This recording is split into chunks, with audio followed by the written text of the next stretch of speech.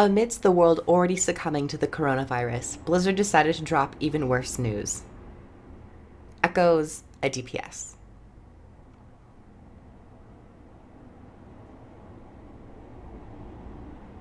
I'm still gonna review this because I need to make videos because I need money. Because I can't go outside.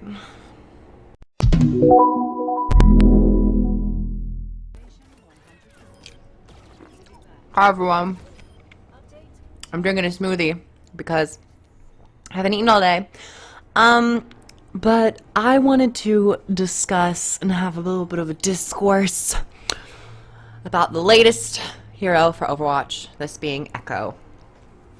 I made a video earlier this morning and I scrapped it for two reasons. One, the footage got corrupted and it kept jittering and it was very laggy and it froze and it would stutter and skip all over the place. I don't know why my footage has been doing that lately.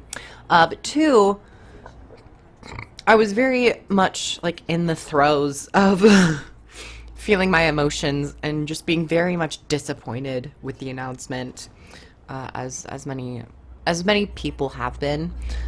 So I kind of simmered down a bit, and I want to talk a little bit about why I'm disappointed without having the fiery emotion. But I'm still very much disappointed, and a lot of things don't make sense. So, yeah, I'm going to talk about the backstory, or reasons why I think her story fits more so towards a support, and then move into the actual hero that they have released. So as we all know, Echo was announced as a DPS. I've played it. She's fun. However, I and many others were expecting, a healer or some support, perhaps with shielding. She has that blue design, maybe bolstering people's health bars and defenses and having just a different way of supporting, something more engaging and more fun. But no, it was damage. And things that led many of us to come to that conclusion was mostly her backstory with like Dr. Liao. Aside from her physical appearance, which is very sleek, angelic, and seems very benefactorial, if that makes sense. But her backstory was like Dr. Liao making Omnics. The Omnics went rogue. They started killing people. They were destructive. And then it shifts and Dr. Liao is like, I want to make something better for humanity. I want to make something like that presumably doesn't kill them. So that, point blank and simple, is like, okay, cool, we're going to get some sort of medic, support, shielder, defender of people rather than killing them. No. As a matter of fact, we didn't. Echo has such insane damage that it makes Tracer looks like a wet noodle.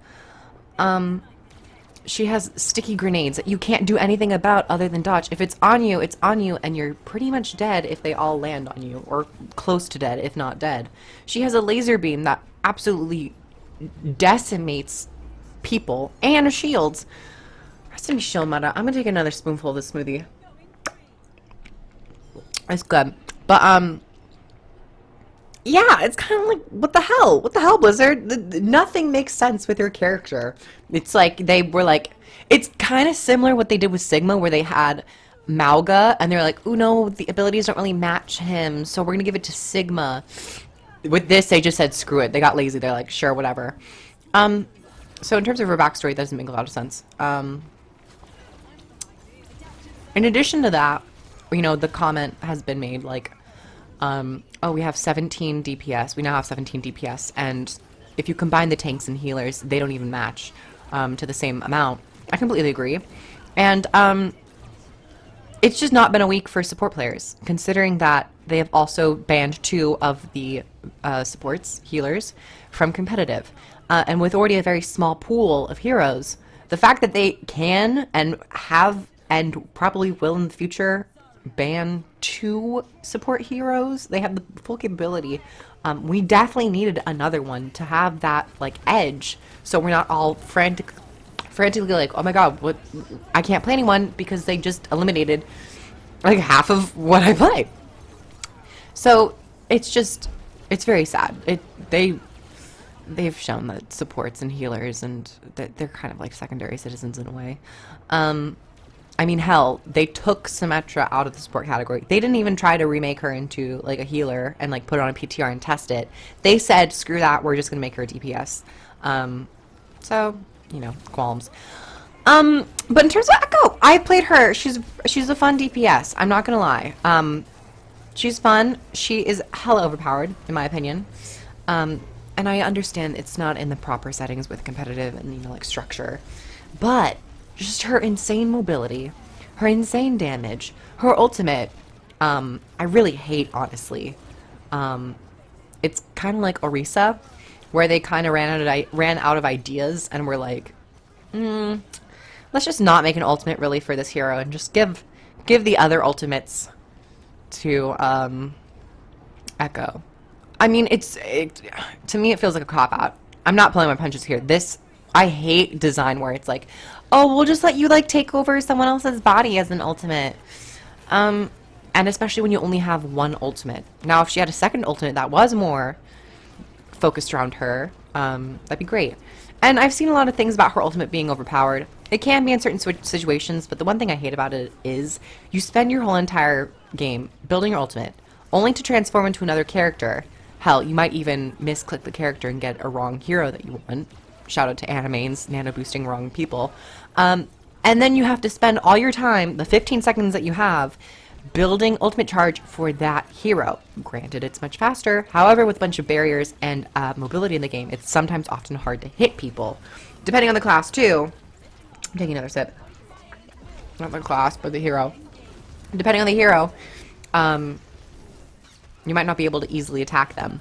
In addition to that, it's one of those abilities or ultimates that you don't have great control over. You're fully reliant on who the enemy picks, which I think that is bonkers. I think that's, I mean, honestly, this should be allies and enemies.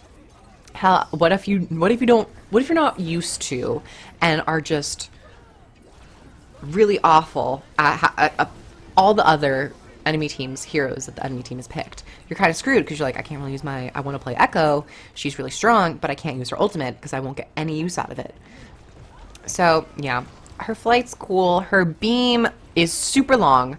Her E ability, they need to shorten that. I mean, honestly, every day goes by that we realize that Symmetra really just gets no place in Overwatch.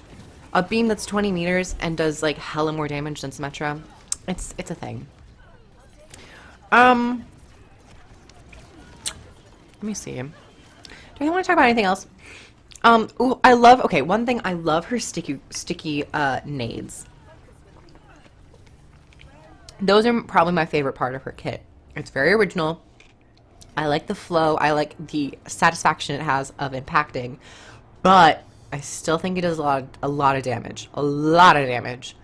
And Echo has great range, so you can, in theory, snipe someone from, you know, very long range distances and get them to stick. So it's much harder, granted, but you can. But yeah, I don't know. I was really, really disappointed today.